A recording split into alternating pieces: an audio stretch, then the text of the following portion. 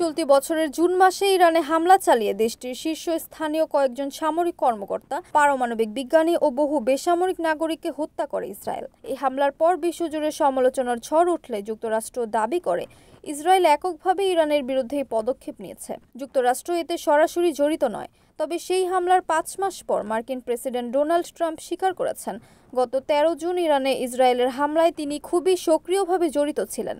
বৃহস্পতিবার ৬ নভেম্বর সাংবাদিকদের সঙ্গে আলাপকালে ট্রাম্প বলেন, ইসরায়েল প্রথমে ইরানে হামলা চালায়। সেটা ছিল খুব শক্তিশালী আঘাত। আমি সেই হামলার নেতৃত্বে ছিলাম।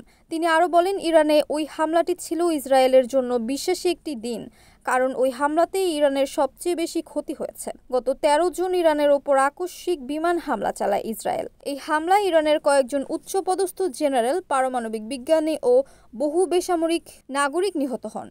সে হামলার প্রতিশোধ হিসেবে ইসরায়েল শতাধিক ক্ষেপণাস্ত্র নিক্ষেপ করে ইরান। পরবর্তীতে সেই যুদ্ধে যোগ দেয় যুক্তরাষ্ট্র। তারা ইরানের ৩টি প্রধান পারমাণবিক স্থাপনায় বোমা বর্ষণ করে। NAN TV news desk.